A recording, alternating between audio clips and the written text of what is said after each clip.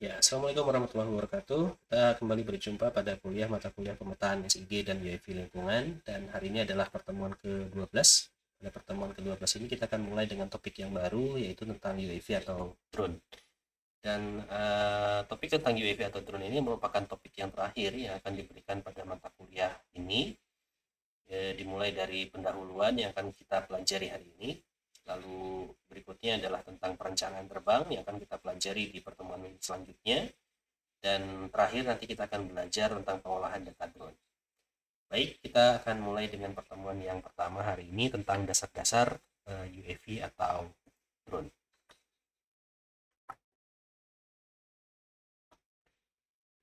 Terlebih dahulu kita akan coba melihat definisi dan juga sejarah dari drone. Pertanyaan yang besar adalah apa itu drone? Mungkin teman-teman sudah sangat familiar dengan istilah ini, bahkan mungkin sebelum teman-teman mengambil mata kuliah ini, teman-teman sudah terlebih dahulu mengenal istilah drone. Tapi pertanyaannya adalah apa itu drone? Kita akan coba lihat di sini. Secara definisi, drone diartikan sebagai a powered aircraft that does not carry a human operator. Jadi di sini kita menangkap satu kata kunci, yaitu bahwa drone adalah powered aircraft, wahana udara yang tidak membawa operator manusia di dalamnya. Ini adalah satu kata kunci yang penting yang menjadi ciri dari sebuah drone. Kemudian drone ini juga use aerodynamic force to provide lift, menggunakan daya aerodinamik untuk menghasilkan angkatan. Dan kata kunci yang kedua yang bisa kita tangkap adalah bahwa drone bisa terbang secara autonomous, can fly autonomously. Ini adalah kata kunci yang kedua. Baik itu menggunakan onboard computer atau dikendalikan secara remote oleh seorang remote pilot melalui gelombang radio, ya, dengan menggunakan radio control. Dan juga bisa digunakan untuk penerbangan yang berulang. Ada dua kata kunci utama yang kita tangkap di sini, yaitu bahwa drone adalah aircraft yang tidak membawa serta human operator di dalamnya, dan juga bisa terbang secara otomatis. Ini adalah kata kunci yang penting yang menjadi ciri dari drone. Jika satu aircraft tidak memenuhi dua kata kunci ini, maka tidak bisa kita katakan sebagai sebuah drone. Misalnya pada saat ini sering kita dengar ada berita yang menyebutkan bahwa ada drone yang bisa membawa operator manusia di dalamnya. Ya, menjadi sebuah drone jika yang dibawa oleh drone ini adalah penumpang biasa, bukan operatornya. Ya, jadi yang mengendalikannya tetap dari jarak jauh, maka tetap bisa kita sebut sebagai drone. Namun jika mengendalikannya juga ikut terbang di dalam drone itu, maka sudah tidak lagi menjadi kategori sebagai sebuah drone. Tentu saja bisa diterbangkan secara otonomus, itu adalah syarat yang berikutnya. Nama lain dari drone adalah UAV, seperti yang tadi di awal saya sebutkan. UAV adalah singkatan dari Unmanned Aerial Vehicle atau wahana udara tidak berawak. Dalam istilah bahasa Indonesia kita kenal dengan nama PUTA, pesawat udara tanpa awak. Ini adalah padanan kata bahasa Indonesia untuk UAV. Dalam bahasa Inggris juga ada istilah lain yang kita kenal dengan nama UAS atau Unmanned Aerial System. Di sini kita mendapatkan kata sistem. Kenapa kita sebut sebagai sistem? Karena memang pada dasarnya drone atau UAV ini tidak hanya berdiri sendiri, jadi tidak hanya terdiri dari unit aircraft-nya saja, tapi juga ada komponen-komponen yang lainnya. Misalnya radio control yang ada di ground, atau juga remote pilot-nya, ya, sehingga ada banyak komponen yang saling bekerja sama sehingga kita sebut sebagai sebuah sistem. Namun yang perlu kita perhatikan di sini adalah bahwa istilah drone ini adalah istilah yang sangat umum. Istilah drone tidak hanya merujuk pada wahana udara tanpa awak, namun juga wahana lain yang mungkin tidak beroperasi di udara. Kita tentu kenal yang namanya Unmanned Underwater Vehicle atau Remotely Operated Vehicle, ROV. Itu semuanya adalah wahana udara yang juga memenuhi kriteria dari sebuah drone, sehingga kita sebut sebagai drone juga. Walaupun memang yang sering kita dengar istilah drone ini lebih melekat pada wahana udara tanpa awak ya, yang memang operasinya di udara seperti itu.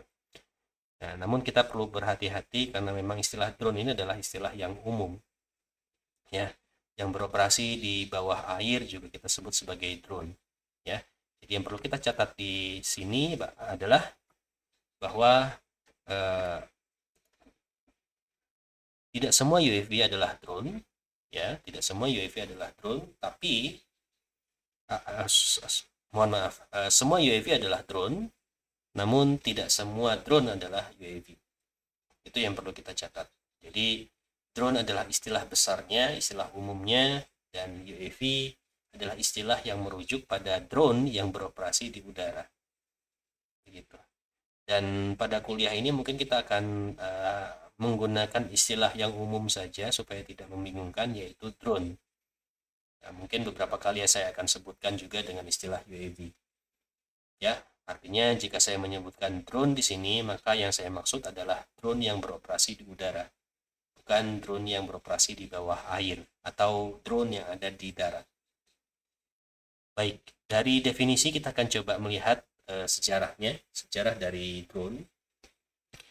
Sejarah dari drone dimulai dari pada saat itu, tahun 1782, Montgolfier Brothers menggunakan unmanned balloons di Perancis pada saat itu.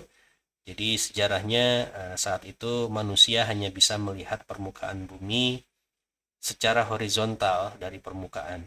Ya, karena memang pada zaman itu pesawat udara belum ada, belum ditemukan, sehingga kemampuan manusia untuk melihat permukaan bumi dari atas masih sangat terbatas. Satu-satunya wahana yang bisa digunakan adalah balon udara. Balon udara waktu itu juga merupakan satu hal yang baru.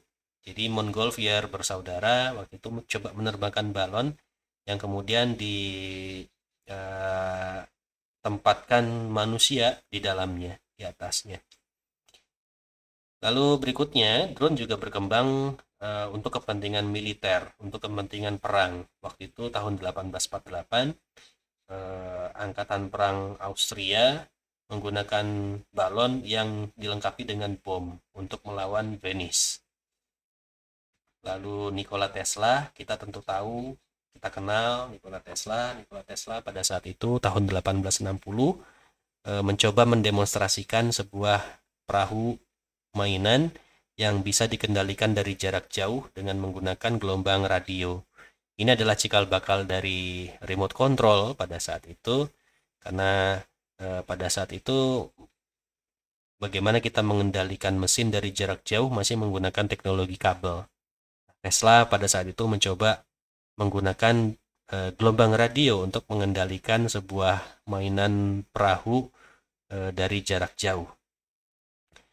Lalu berikutnya drone dengan ditemukannya gelombang radio, sistem kendali gelombang radio oleh Tesla, drone menjadi berkembang lebih pesat, namun kepentingannya masih banyak digunakan untuk militer. Tahun 1896, UAV yang menggunakan kamera digunakan untuk surveillance atau mata-mata. Lalu berikutnya digunakan untuk banyak sekali perang, untuk kepentingan militer, yang mungkin juga sampai sekarang masih kita kenal adanya drone militer. Dan kalau teman-teman mencoba menyimak apa kuliah saya yang terkait dengan internet GIS pada saat itu, saya coba memberikan sejarah dari internet. Pada awalnya memang teknologi internet itu juga berkembang untuk kepentingan militer. Sama halnya dengan drone juga berkembang untuk kepentingan militer.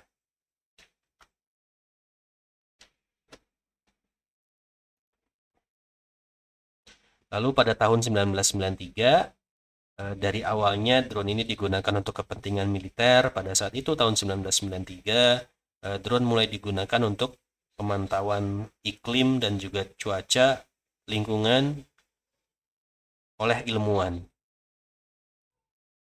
Tahun 1999, drone masih banyak digunakan untuk kepentingan militer. Lalu berikutnya, pada dekade tahun 2000-an, drone mulai diadopsi untuk kepentingan sipil. Tidak hanya untuk kepentingan riset saja, tapi sudah masuk ke ranah hobi atau rekreasi. Drone komersial sudah banyak disediakan di pasaran, yang mungkin kita kenal dengan nama DJI. Ya, DJI pada saat itu lahir, kemudian mulai memasarkan produk drone yang komersial yang bisa dibeli oleh masyarakat banyak dengan harga yang cukup terjangkau dan fungsi yang tidak kalah canggih. Lalu pada tahun 2016, popularitas dari drone meledak. Banyak orang yang sudah mengetahui drone ini dan banyak orang yang memiliki sendiri, sehingga drone menjadi suatu hal yang umum diketahui oleh banyak orang. Pada tahun 2017, karena popularitas yang makin meningkat ini, maka banyak pihak, dalam hal ini adalah pemerintah dan juga pembuat keputusan, mencoba membuat peraturan yang mengatur penggunaan drone. Misalnya di dunia, di Amerika Serikat, kemudian kita juga di Indonesia sudah ada peraturan yang membahas tentang ini. Jadi itulah perkembangan drone dari masa ke masa. Perkembangan drone ini makin berkembang, akan terus berkembang terus. Mungkin perkembangan terbaru, drone sudah banyak digunakan untuk banyak kepentingan, misalnya untuk kepentingan transportasi, untuk kepentingan logistik, untuk kepentingan pertanian, dan lain sebagainya. Banyak sekali manfaat dari drone. Jadi pada kesempatan ini juga saya ingin coba menggali pendapat dari teman-teman semuanya. Ada dua pertanyaan besar yang ingin saya tanyakan. Yang pertama adalah alasan kenapa kita perlu menggunakan drone atau UAV. Lalu yang kedua adalah apa yang menjadi kelebihan drone atau UAV ini dibandingkan dengan wahana penginderaan jauh lainnya. Teman-teman sudah belajar tentang wahana penginderaan jauh. Ada banyak yang teman-teman sudah ketahui. Umumnya adalah yang menggunakan satelit.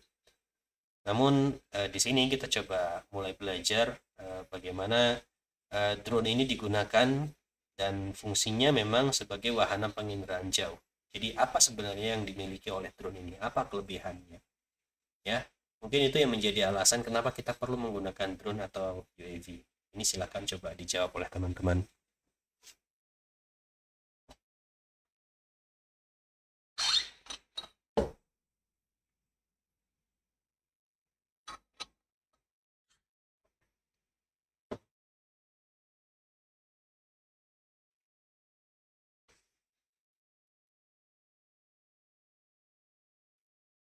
Ya, baik, semoga jawabannya sudah ditemukan. Ya, kita akan coba jawab sama-sama pertanyaan ini. Pertanyaan tadi akan terjawab dengan grafik ini. Jadi, apa alasan yang sebenarnya mendasari kita menggunakan drone? Apa alasannya? Yang pertama adalah karena penggunaan drone ini bisa menjadikan pemetaan menjadi lebih cepat, ya, dan juga murah jika kita bandingkan dengan menggunakan survei terestris. Teman-teman sudah belajar pemetaan dengan terestris. Misalnya teman-teman ingin mengetahui topografi dari suatu wilayah, maka teman-teman bisa lakukan pengukuran secara terestris. Kita ukur beberapa titik, kemudian kita dapatkan elevasinya. Dari situ kita plot menjadi sebuah peta sehingga kita bisa gambarkan topografinya dari area itu seperti apa. Pemetaan terestris seperti itu akan memakan banyak waktu dan juga biaya. Penggunaan drone akan menekan biaya dan juga waktu pemetaan area yang sama menjadi lebih cepat dan juga murah. Ya, itu menjadi keunggulan dari drone. Lalu berikutnya, resolusinya sangat tinggi. Lebih tinggi dibandingkan dengan citra satelit. Teman-teman juga sudah belajar tentang citra satelit. Citra satelit ini resolusi spasialnya biasanya yang paling detail itu masih pada satuan meter. 2 meter, 5 meter, 7 meter, dan lain sebagainya. Dan itu pastinya akan tersedia tidak gratis, harganya mungkin mahal, begitu ya. Itu menjadi permasalahan kita selama ini. Tapi dengan menggunakan drone, resolusi yang didapatkan menjadi sangat tinggi. Mungkin pada level sentimeter, ya, 2 cm, 3 cm, ya. Jadi resolusinya sangat tinggi. Alasan berikutnya adalah jaminan kondisi terkini. Ini sulit kita dapatkan kalau kita menggunakan citra satelit.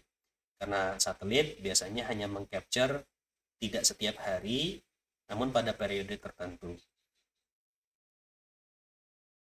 Tapi kalau kita menggunakan drone, kita dapat mendapatkan kondisi terkini pada area yang kita ingin petakan. Misalnya kita ingin tahu kondisi tutupan lahan pada saat ini di suatu wilayah, maka kita bisa terbangkan drone pada area itu. Ya, ini akan sulit kalau kita menggunakan citra satelit karena mungkin citra satelit ini hanya bisa kita dapatkan pada periode 8 hari sekali misalnya, atau 16 hari sekali, atau 1 bulan sekali, dan seterusnya. Ya, dan biasanya untuk citra satelit yang resolusinya sangat tinggi, resolusi temporalnya atau seberapa sering si satelit ini akan mengcapture area yang sama itu sangat rendah. Artinya interval waktunya sangat panjang. Dan ini yang menjadi permasalahan juga terkadang. Ya, jika kita ingin mendapatkan kondisi terkini, maka kita bisa menggunakan drone dalam hal ini. Lalu alasan berikutnya adalah karena penggunaan drone ini kita terhindar dari resiko tutupan awan. Tutupan awan ini adalah masalah yang besar yang kita hadapi kalau kita menggunakan citra satelit.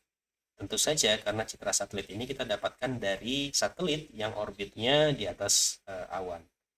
Sehingga resiko bahwa area yang kita ingin petakan tertutup oleh awan itu menjadi besar sekali.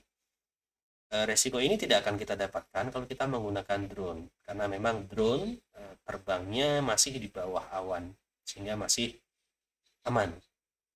Tidak ada resiko tertutup awan. Baik, itu adalah alasan kenapa kita perlu menggunakan drone. Nah, berikutnya kita akan coba lihat bagian-bagian dari aircraft. Sebelum lebih jauh ke sana, kita akan coba lihat beberapa tipe dari drone berdasarkan cara terbangnya atau morfologi dari drone-nya. Secara garis besar terbagi menjadi dua, yaitu tipe fixed wing dan juga yang kedua adalah rotary wing. Kalau kita lihat bentuknya, maka contohnya seperti ini. Ya, bentuk fixed wing mungkin yang paling sering teman-teman lihat, ya. Ini adalah bentuk yang sama dengan pesawat udara berawak pada umumnya. Lalu rotary wing mungkin bisa kita samakan dengan helikopter mungkin ya. Seperti itu. Kita akan coba lihat fixed wing terlebih dahulu. Ya, fixed wing karakteristik utamanya adalah terdiri dari sayap yang rigid atau kaku. Ya, sayap ini baik di kanan maupun di kiri ini adalah ciri utama dari fixed wing. Kita tidak akan temukan sayap yang sama ini pada jenis rotary wing. Ini menjadi ciri utama dari fixed wing. Keunggulan dari jenis fixed wing ini adalah bahwa strukturnya lebih sederhana. Kenapa disebut sederhana? Karena memang bagian-bagiannya memang tidak terlalu banyak, tidak terlalu complicated. Terdiri dari 2 sayap, kemudian 1 baling-baling pendorong, dan 2 sirip belakang. Atau mungkin beberapa jenis hanya terdiri dari 1 unit sirip belakang, sayap belakang. Jadi strukturnya lebih sederhana. Lalu berikutnya, biasanya drone jenis ini efektif untuk pemetaan area yang luas. Kenapa efektif? Karena drone jenis ini, alasan berikutnya adalah penggunaan baterainya lebih sedikit untuk coverage area yang lebih banyak. Artinya drone jenis fixed wing ini lebih efisien dalam hal penggunaan energi, penggunaan baterai. Karena itu untuk area yang luas, ini menjadi lebih efektif dan efisien. Kita mungkin ingin memetakan area seluas 1000 hektar, maka dengan menggunakan fixed wing ini kita bisa lakukan itu dengan sekali penerbangan. Ini sulit dilakukan kalau kita menggunakan jenis rotary wing. Karena jenis rotary wing biasanya membutuhkan jumlah baterai yang lebih banyak untuk area yang sama. Lalu selain keunggulan itu tentu juga ada kelemahan. Apa saja kelemahannya? Yang pertama adalah ukurannya yang biasanya besar sekali, ya. Jenis-jenis fixed wing biasanya ukurannya besar karena bentang sayapnya ini dibutuhkan memang yang lebar sekali, gitu. Karena bentang sayap yang lebar maka menuntut ukuran yang besar juga pada bodinya. Karena itu biasanya ukurannya menjadi relatif lebih besar dibandingkan dengan jenis rotary wing. Walaupun mungkin kita akan temukan juga beberapa tipe atau jenis fixed wing yang tersedia dalam ukuran yang kecil. Tapi mostly biasanya ukurannya besar-besar, ya. Lalu berikutnya tidak efektif untuk pemetaan area yang detail. Misalnya untuk pemetaan area seluas hanya 1 atau 2 hektar, ya. Pemetaan dengan seluas itu tidak efektif kalau kita menggunakan jenis fixed wing. Kenapa tidak efektif? Karena pergerakannya yang tidak segampang jenis rotary wing. Kalau dengan area yang kecil, maka manuvernya akan sulit, ya. Jadi menjadi tidak efektif. Dan kemudian jenis fixed wing ini kelemahan lainnya adalah membutuhkan area yang luas untuk kepentingan landing dan juga take off. Jenis ini biasanya diterbangkan dengan cara dilempar atau menggunakan ketapel. Lalu setelah itu jika ingin landing yang dilakukan adalah belly landing atau mendarat dengan perut atau ditabrakkan ke jaring atau mungkin ditangkap, ya. Ini menjadi suatu resiko tersendiri untuk si drone-nya, gitu ya. Kalau drone-nya mendarat dengan belly atau dengan perut, ya resiko nanti akan terjadi benturan atau gesekan, ya, yang mungkin akan merusak unit pesawatnya itu sendiri. Begitu juga jika ingin ditabrakkan ke jaring, ada resiko misalnya ada kerusakan misalnya, ya, ada sesuatu yang patah di bagian-bagian pesawatnya dan sebagainya. Lalu berikutnya adalah harganya yang mahal biasanya. Karena unit drone fixed wing ini biasanya dipasarkan untuk perusahaan, bukan untuk pribadi. Karena itu harganya menjadi lebih mahal. Bagaimana dengan rotary wing? Ini adalah contoh rotary wing. Karakteristik utamanya adalah terdiri dari baling-baling atau rotor yang berputar pada sumbu yang tetap. Ini adalah baling-balingnya. Baling-baling ini menggantikan fungsi sayap pada jenis fixed wing. Ya, ini adalah ciri utama dari jenis rotary wing. Sayap yang berputar. Ya, ini adalah sayap namun dia berputar. Keunggulannya dari jenis rotary wing ini adalah yang pertama dari segi ukurannya lebih kecil dan juga compact sehingga lebih mudah untuk dioperasikan. Lalu karena itu menjadi efektif untuk pemetaan area yang detail. Dan berikutnya untuk kepentingan take off dan landing, jenis ini tidak memerlukan area yang luas seperti halnya yang tadi kita temukan di jenis fixed wing.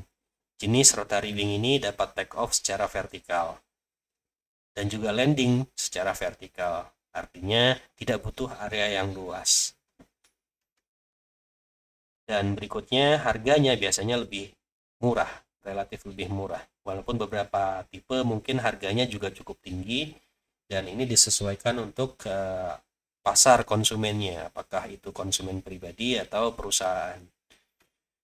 Lalu di balik itu juga ada kekurangannya. Kekurangan yang pertama adalah dari segi struktur dan komponennya yang complicated, ya, dibandingkan dengan jenis fixed wing tadi. Kenapa saya sebut complicated? Karena komponennya terdiri dari banyak sekali komponen, gitu ya. Drone ini terdiri dari banyak sekali komponen.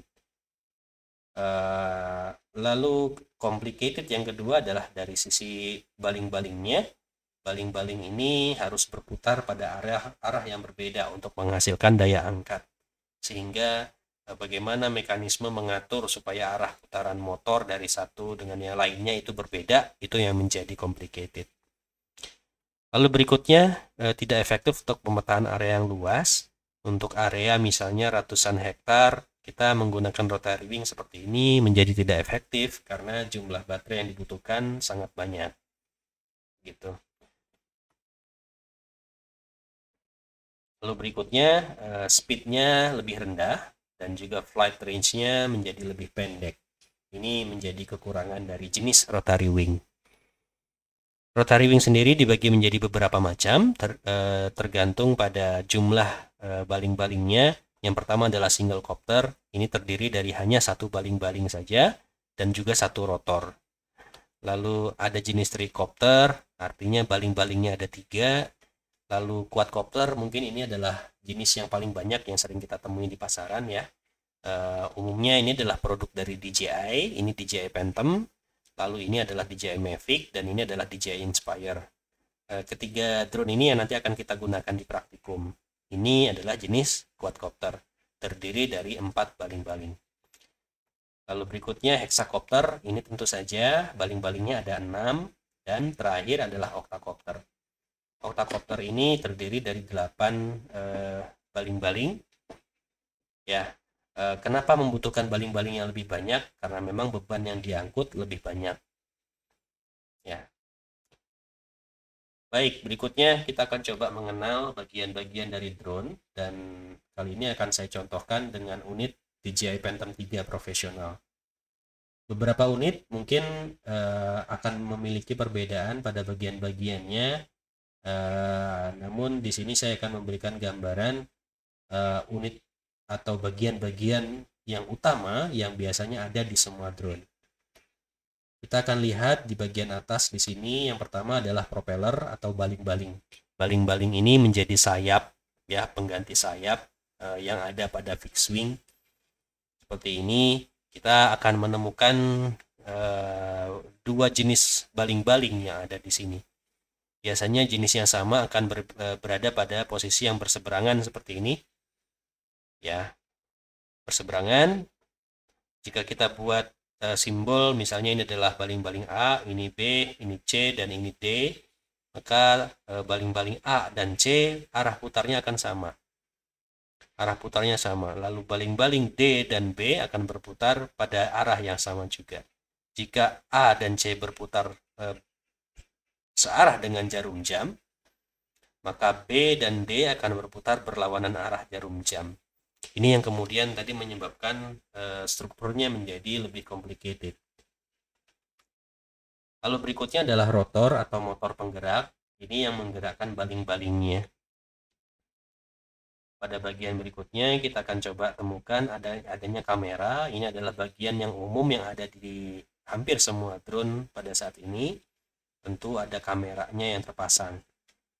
Lalu berikutnya kamera gimbal, fungsinya adalah untuk menyeimbangkan kamera supaya tidak terjadi goncangan pada saat terbang. Lalu berikutnya di bagian bawah ada antena dan kaki. Ya, antenanya terpasang pada kaki. Lalu berikutnya ada kompas, ya, ini berguna untuk menentukan arah dari drone.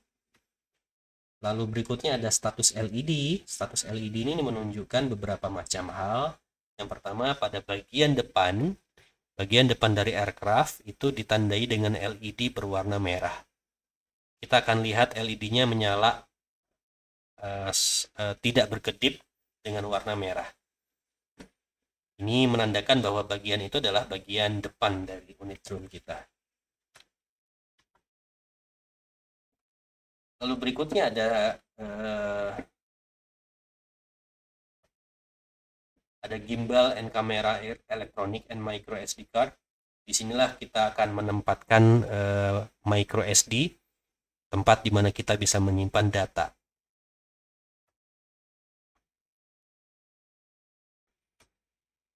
Bagian berikutnya, pada bagian belakang akan kita temukan intelligent flight battery. Ini adalah baterai dari drone. Pada baterai ini juga terdapat indikator yang menunjukkan level dari baterainya dengan warna lampu. Ya. Lalu berikutnya ada tombol on off. Nah, menariknya di sini drone DJI pada umumnya untuk menghidupkan drone-nya kita menekan tombol yang ada pada baterainya. Mungkin pada beberapa merek yang lain on off-nya ini ada pada body drone-nya. Ya, namun pada produk DJI biasanya ada pada baterainya seperti ini. Lalu pada bagian atas kita akan ada flight controller dan juga GPS. yang ada di dalam shell-nya ini. Jadi di sini ada banyak sekali komponen, ada GPS, ada IMU atau Initial Movement Unit, dan lain-lain. Baik, itu adalah bagian-bagian dari drone. Nah, berikutnya kita masuk ke bagian yang lain, yaitu tentang Basic Air Law. Pada Basic Air Law ini kita akan mempelajari aturan-aturan penggunaan drone secara singkat. Aturan penggunaan drone ini sudah banyak dirumuskan, salah satunya oleh FAA. FAA ini adalah lembaga aviasinya Amerika Serikat. FAA sudah membuat semacam regulasi tentang penggunaan small unmanned aircraft. Jadi menurut FAA, remote pilot airman itu harus bersertifikat. Seseorang yang menjadi pilot UAV harus memiliki sertifikat, terutama untuk penerbangan yang sifatnya komersial, misalnya untuk pekerjaan, untuk bisnis, dan lain sebagainya. Lalu rekomendasi yang kedua yaitu penerbangan drone ini harus memperhatikan drone-nya. Artinya drone tetap harus berada pada jarak pandang, tidak boleh lepas dari pandangan. Kemudian berikutnya adalah maksimum allowable altitude adalah 400 feet atau sekitar 120 meter di atas ground. Bisa lebih tinggi jika drone kita berada pada 400 feet dari gedung atau struktur. Ya, bisa dibuat lebih tinggi untuk keperluan keamanan. Lalu berikutnya, cannot fly over anyone who is not directly participating in the operation.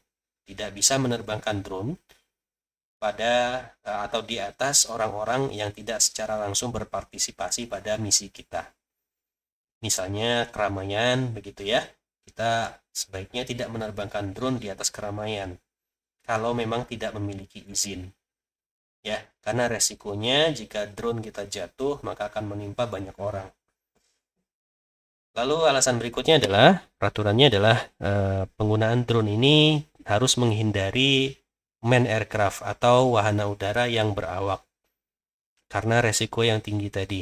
Ya, misalnya ada pesawat udara, lalu kita pada saat itu menerbangkan drone dan posisinya antara drone dengan pesawat udara berdekatan, maka wajib bagi kita untuk menurunkan drone.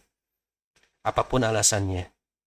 Ya, karena memang manuver dari drone ini adalah yang paling tinggi dibandingkan dengan wahana udara berawak.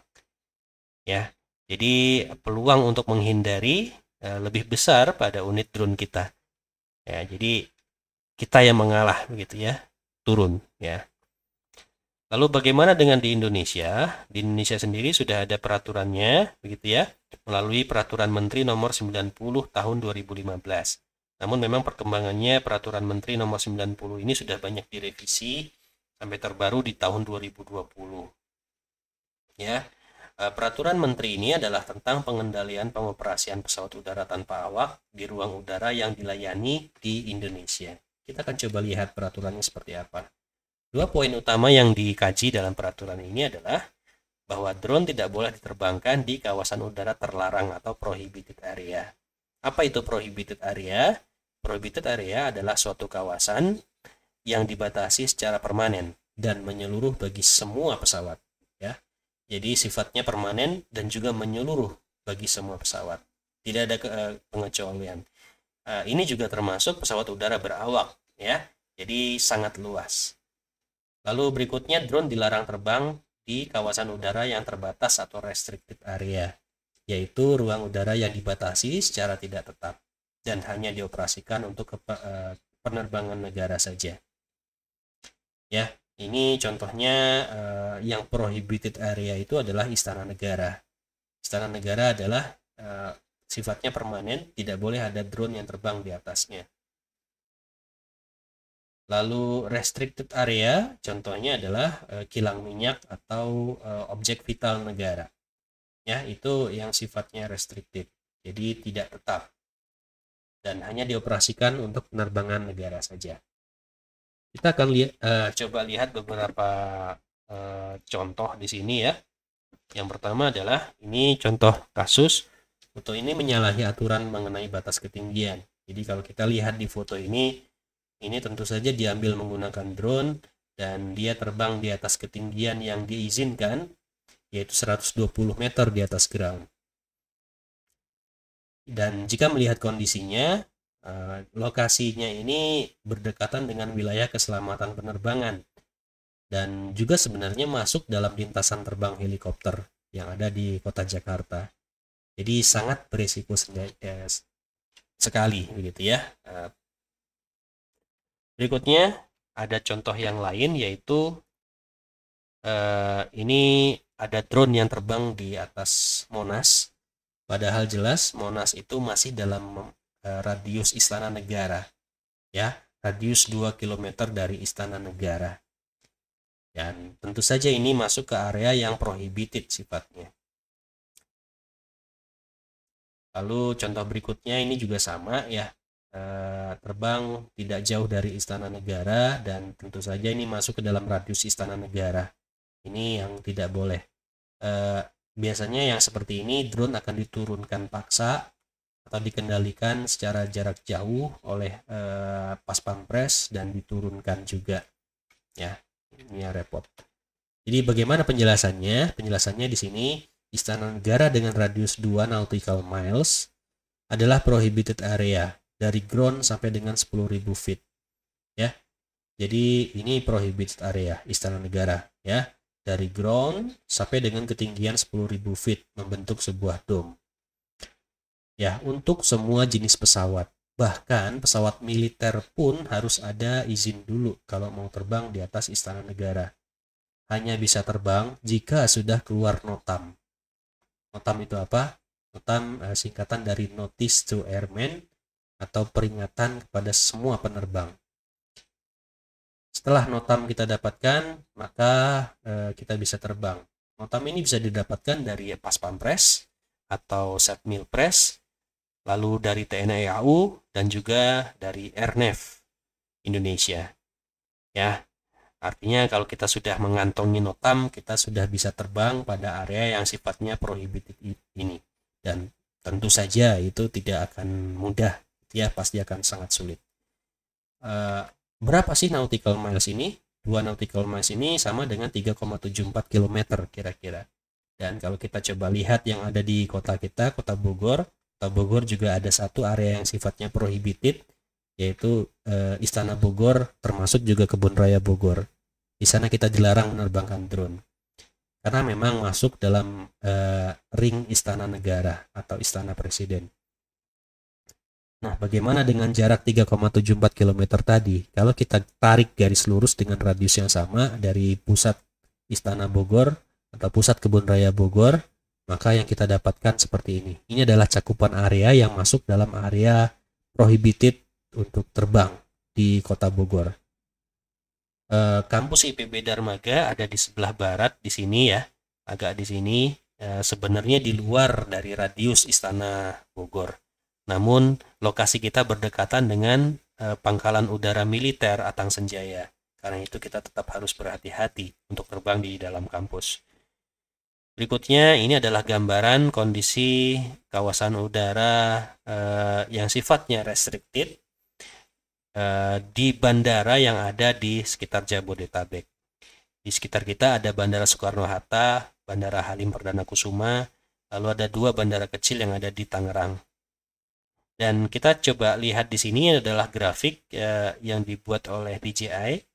DJI secara khusus sudah mendaftarkan banyak sekali bandar udara yang ada di dunia masuk ke dalam database mereka, sehingga kalau kita menerbangkan drone di dalam lingkungan bandar udara itu, drone yang kita terbangkan tidak akan mau terbang. Ya, di sini ada restricted zone. Restricted zone ini yang berwarna merah di sini. Beberapa area di bandara besar itu masuk ke restricted zone. Ini adalah area take off atau landing. Ya, biasanya adalah runway-nya. Ya, ini runway di Soekarno-Hatta ada 2, lalu di Halim Perdana Kusumanya ada 1. Ya, di area ini tentu saja kita dilarang untuk terbang, ya, sifatnya restricted zone. Ya, bisa terbang setelah adanya izin. Ya, Lalu berikutnya ada altitude zone yang berwarna abu-abu. Ya, ini biasanya ada di setiap ujung landasan seperti ini. Bandar udara yang besar.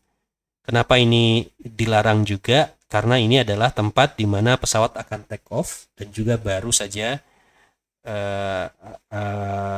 akan landing, ya. Pada saat itu altitude dari pesawat udara berawak itu biasanya rendah, karena itu berbahaya kalau drone yang diterbangkan di sini, ya. Lalu itu tadi tentang basic airflow, kemudian kita akan coba lihat masuk ke berikutnya tentang dasar-dasar pengendalian dan juga manuver. Nanti akan lebih banyak teman-teman pelajari ini di praktikum, ya. Nah, ini adalah remote control dari jenis Phantom, ya. Yang saya contohkan di sini adalah jenis Phantom. Untuk tipe yang lain, remote controlnya juga berbeda, ya. Bagian-bagiannya mungkin berbeda, namun biasanya fungsinya tetap akan sama. Bagian utama yang perlu kita lihat di sini adalah adanya dua antena, ya. Dua antena, lalu ada mobile device holder. Disinilah kita menempatkan perangkat mobile kita, handphone atau tablet misalnya. Karena beberapa tipe umumnya itu memerlukan monitor berupa handphone atau tablet tadi yang disambungkan ke RC. Fungsi dari mobile device ini adalah sebagai monitor di mana di situ kita akan melihat tampilan kamera dari drone, lalu kita bisa merencanakan terbang juga di sana dan lain sebagainya. Lalu ada dua joystick seperti ini. Dua joystick ini nanti kita akan lihat, ya, bagaimana gerakannya kalau kita ingin menerbangkan misalnya, ya, naik ke atas, turun gitu, ya, belok kanan, belok kiri. Nah, itu dikendalikan dengan dua joystick ini. Di sini ada dua tombol, ya, tombol power dan juga tombol return to home. Apa itu return to home? Return to home adalah kembali ke titik take off. Jadi kita bisa memanggil unit drone kita kembali, ya, ke titik take off kita, lalu landing, ya, dengan menggunakan tombol ini. Di sini ada LED indikator, ya, menunjukkan level dari baterai dari si remote control ini. Lalu ada indikator apakah drone sudah terkoneksi dengan RC ini atau tidak. Di sini, ya, ada lampunya. Ini adalah tombol on off, ya. Kita bisa matikan atau lalu nyalakan unit remote control ini dengan menggunakan remote control ini. Dengan menggunakan tombol yang ada di sini, ya. Lalu berikutnya bagian yang lain di sini ada USB port 2, lalu ada dua jenis dial, ya. Dial yang ada di sebelah kiri kita di sini nomor 14. Ini adalah dial untuk gimbal kamera. Biasanya kita bisa arahkan apakah gimbalnya itu mengarah ke depan misalnya, lalu bisa bergerak turun dan sebagainya. Lalu gimbal atau dial yang ada di sebelah kanan, ya, dial yang ada di sebelah kanan fungsinya adalah mengatur aperture kah atau ISO dan lain sebagainya dari kameranya. Ada tombol record di sini atau tombol capture, ya, di sebelah kiri. Di sini adalah tombol record video, ya. Lalu 12 ini adalah flight mode switch. Kita bisa ubah mode penerbangan kita. Nanti akan kita lihat ada 3 jenis mode penerbangan yang umumnya ada pada drone DJI, ya. Lalu ada tombol custom, ya, tombol C1 dan C2 yang bisa kita atur fungsinya untuk apa. Ya, karena custom memang jadi kita bebas untuk mengatur dua tombol ini fungsinya untuk apa. Baik, berikutnya ini adalah manuver sederhana, bagaimana kita bisa menggerakkan drone dengan menggunakan joystick tadi. DJI biasanya membuat 3 mode seperti ini yang bisa kita pilih, dan secara default pada awalnya yang terpilih adalah mode 2. Ya, pada mode 2 ini pada joystick kiri jika kita naikkan maka pesawat akan naik, dan sebaliknya jika diturunkan pesawat akan turun. Lalu jika kita geser ke kiri pesawat akan berputar searah dengan jarum jam. Lalu jika kita geser ke kanan pesawat akan berputar berlawanan arah jarum jam, berputar pada tempatnya atau rotasi gitu, ya. Lalu jika pada stick kanan kita naikkan maka pesawat akan maju, sebaliknya kalau kita tarik ke belakang pesawat akan mundur, ya. Tentunya maju dan mundur ini tergantung pada orientasi dari pesawatnya, gitu ya. Jika kebetulan pesawatnya menghadap kita, ya, maka jika kita tarik maju joystick yang kanan, drone akan mendekat kita, ya, mendekat kita. Lalu sebaliknya jika kita tarik, maka drone akan menjauh. Namun jika misalnya pesawatnya justru membelakangi kita, ya, atau arah pandangnya sama dengan kita, maka gerakan dari stick kanan ini jika maju, maka drone akan maju menjauh dari kita. Sebaliknya kalau kita tarik mundur, drone juga akan mundur, seperti itu. Ya, kemudian, nah ini adalah flight mode, ya. Secara umum ada 3, ada P, ada S, dan juga ada A. Kita akan tinjau masing-masing. Mulai dari P. P adalah untuk positioning. Nah, pada P mode ini maka hanya akan bekerja jika sinyal dari GPS-nya cukup kuat. Jika misalnya tidak cukup kuat, maka kita tidak akan bisa menggunakan P mode ini. Pada mode ini, aircraft menggunakan GPS secara penuh. Lalu sensor vision-nya bekerja, dan tentu saja juga sensor inframerahnya juga bekerja. Sensor obstacle, nah jadi menariknya di beberapa jenis drone DJI itu sudah ada sensor obstacle-nya, sensor halangan. Jadi kalau kita menerbangkan drone, kemudian di depannya ada objek halangan, maka kita bisa menghindar. Drone-nya akan berhenti, seperti itu. Dan juga untuk track moving subject, mungkin ada yang sering melihat video drone yang bergerak mengikuti objek yang bergerak, begitu ya, mobil misalnya, orang yang sedang berlari, dan lain sebagainya. Lalu berikutnya adalah S mode. S ini adalah untuk sport. Nah, pada mode ini kecepatannya ditingkatkan dari yang sebelumnya di P mode dengan kecepatan 58 km per jam maksimum, maka pada S mode ini naik menjadi 72 km per jam. Ya, namun yang perlu dicatat pada S mode ini sensor obstacle-nya dinonaktifkan. Jadi kita tidak akan berhenti, begitu ya, drone-nya tidak akan berhenti pada saat berhadapan dengan obstacle, ya, karena memang sensornya tidak aktif pada mode ini. Lalu mode yang terakhir adalah mode A atau attitude, ya, di sini. Pada mode ini baik GPS maupun sensor vision itu tidak tersedia, begitu ya, jadi mati semua sensornya. Dan aircraft hanya akan menggunakan barometer untuk menstabilkan diri. Ya, pada mode ini biasanya drone menjadi tidak stabil, akan bergerak mengikuti tekanan udara yang ada di sana. Nah, yang perlu kita perhatikan adalah bahwa P mode ini bisa berubah statusnya menjadi AT mode. Ya, apa kondisinya? Jika kondisinya sinyal GPS-nya tidak cukup kuat, ya, jumlah satelit GPS yang ditangkap kurang, begitu ya, sehingga tidak cukup untuk P mode, maka modenya berubah menjadi AT mode. Ini yang perlu kita waspadai, ya.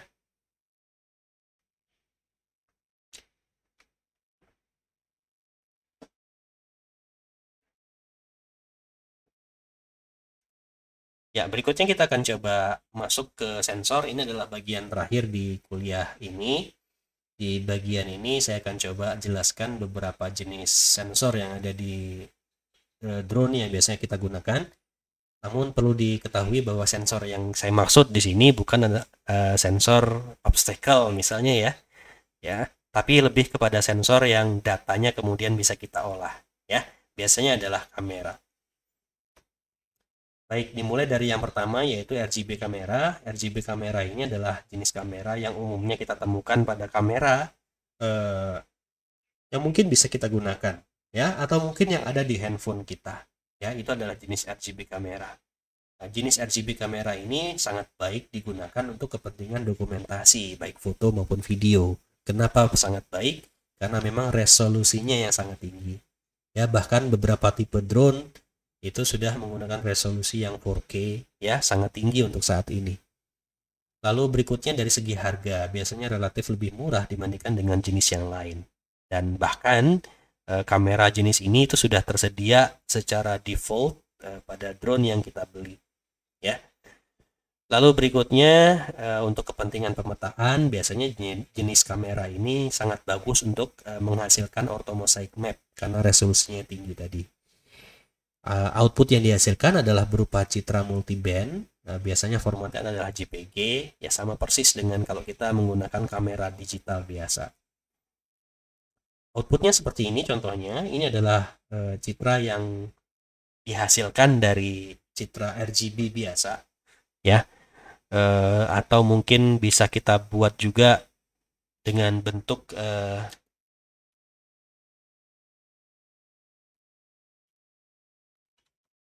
tiga dimensi seperti ini, ya.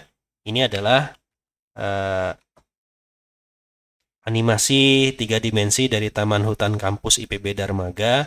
Animasi ini bisa kita hasilkan dengan menggunakan data dari drone dengan sensor kamera RGB biasa. Lalu penggunaan yang lain adalah kita bisa gunakan untuk analisis struktur 3 dimensi dari pohon atau vegetasi.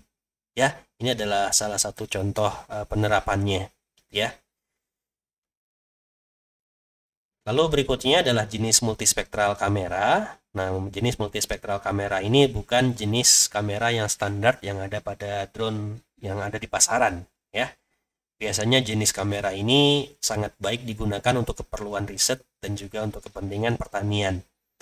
Banyak sekali petani di sana, di Amerika Serikat misalnya, yang punya luasan area pertanian sangat luas. Mereka sudah menggunakan drone dengan sensor kamera multispektral ini, misalnya untuk memonitor kesehatan tanamannya, gitu ya. Harganya biasanya mahal, gitu ya. Lalu biasanya digunakan untuk monitoring kesehatan tanaman, ya. Di sini saya tuliskan capture the invisible. Kenapa saya bilang seperti itu? Karena biasanya fenomena yang terjadi pada tanaman itu hanya terjadi pada spektrum gelombang yang tidak mampu ditangkap oleh mata kita. Yang mampu menangkap fenomena itu hanya sensor kamera multispektral seperti ini, ya. Jadi sensor kamera multispektral ini dapat menangkap yang tidak terlihat, ya, capture the invisible. Outputnya biasanya adalah dalam bentuk single band image, ya. Jadi jika kita memiliki sensor kamera multispektral yang terdiri dari 5 band seperti ini, maka tiap-tiap bandnya akan diwakilkan oleh satu image, ya. Contohnya seperti ini, ya. Ini adalah hasil capture dari kamera Parrot Sequoia, terdiri dari 4 band, maka yang dihasilkan menjadi 4 gambar seperti ini, 4 gambar yang berbeda. Masing-masing gambar kalau kita perhatikan menunjukkan rona warna yang berbeda. Ini akan tergantung pada reflektans dari objek yang ditangkap oleh si kamera ini. Misalnya kita lihat di sini ada vegetasi. Vegetasi pada spektrum green akan berwarna gelap, ya. Dan pada near kita akan lihat di sini dengan objek yang sama, namun rona warnanya berbeda, menjadi lebih cerah. Ini tergantung pada reflektans dari green dan juga near. Kita tahu mungkin teman-teman sudah belajar di pertemuan sebelumnya, gitu ya. Reflektans dari tiap objek itu akan berbeda, ya. Ada yang pada spektrum tertentu yang diserap oleh objek itu, ya, lalu sebagian pada spektrum yang lain dipantulkan. Dan jika kita melihat di sini ada yang berwarna putih atau lebih cerah pada spektrum near, maka kemungkinan artinya adalah vegetasi itu lebih banyak memantulkan near dibandingkan dengan green, ya. Jadi yang ditangkap oleh sensor tentunya lebih banyak dari spektrum near ini dibandingkan dengan green. Begitu juga dengan spektrum yang lainnya, ya. Ini berlaku sama.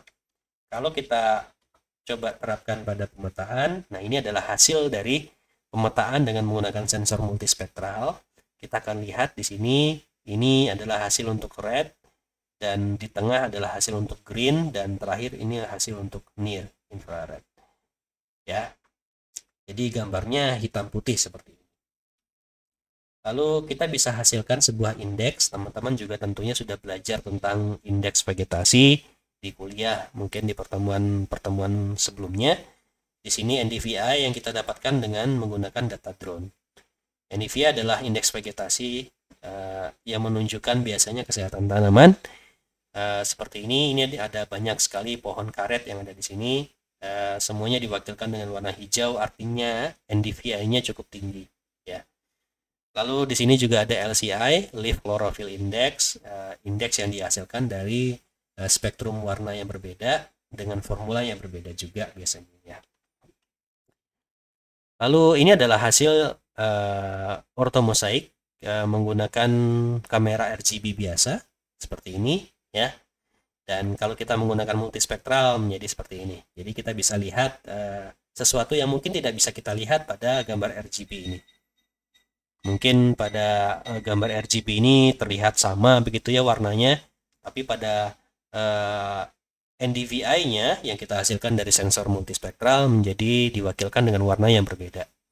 Sehingga kita bisa menangkap bahwa di situ terjadi fenomena yang mungkin perlu kita tindak lanjuti gitu ya, misalnya kekurangan pupuk, atau misalnya waktu panennya sudah dekat, atau misalnya terendam banjir. Itu akan masing-masing menunjukkan respon spektral yang berbeda. Hanya bisa kita lihat kalau kita menggunakan sensor multispektral seperti ini. Ya, dasarnya sebenarnya dari grafik ini ya, grafik reflektans, tapi saya tidak akan jelaskan di sini. Teman-teman sudah pernah belajar ini di pertemuan-pertemuan sebelumnya. Lalu jenis yang lain, ini adalah jenis yang terakhir barangkali yang saya sampaikan di sini, yaitu jenis thermal kamera. Ya, kita lihat di situ ada video. Jenis thermal kamera ini bisa menangkap temperatur dari objek. Ya, biasanya kalau kita temukan ini di kepentingan rescue ya, lalu pemadam kebakaran, inspeksi pipa begitu ya, dan juga untuk precision agriculture.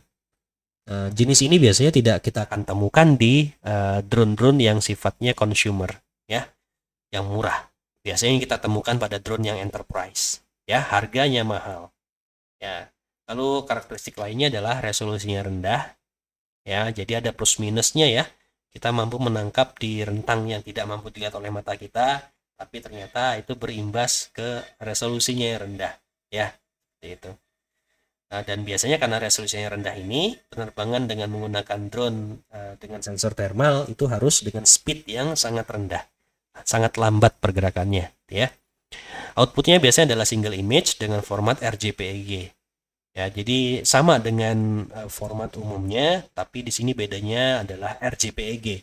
Nah, RGPEG ini adalah format yang secara khusus dibuat oleh DJI, jadi kita hanya bisa menggunakan software DJI untuk membuka file dengan format RGPEG ini. Nah, bagaimana penerapannya di bidang kita? Kita sudah banyak menggunakan drone dengan sensor thermal seperti ini.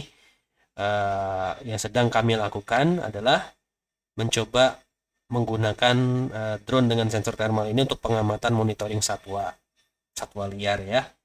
Sudah beberapa satwa yang kita cobakan, ada orangutan, kemudian beberapa jenis burung, ada juga gajah ya, yang kita cobakan dan lain sebagainya. Ini riset yang masih berjalan. Jadi yang saya sajikan di sini sebenarnya ini adalah publikasi di tahap awal begitu ya, riset yang sangat awal sekali. Perkembangannya sudah ada beberapa publikasi yang lain dengan topik yang sama sebenarnya, penggunaan kamera thermal untuk monitoring satwa. Lalu, nah ini yang terakhir ya, LiDAR. LiDAR ini adalah sensor yang sering juga dipasangkan pada drone. Sensor ini biasanya ukurannya besar sekali seperti ini. Karena itu drone yang mampu menangkap atau mengangkut ya sensor ini adalah drone yang punya baling-baling dengan jumlah yang lebih banyak atau mungkin ukurannya yang besar ya. Jenis LiDAR ini biasanya bukan standar yang ada pada consumer drone, sama seperti multispektral dan thermal tadi.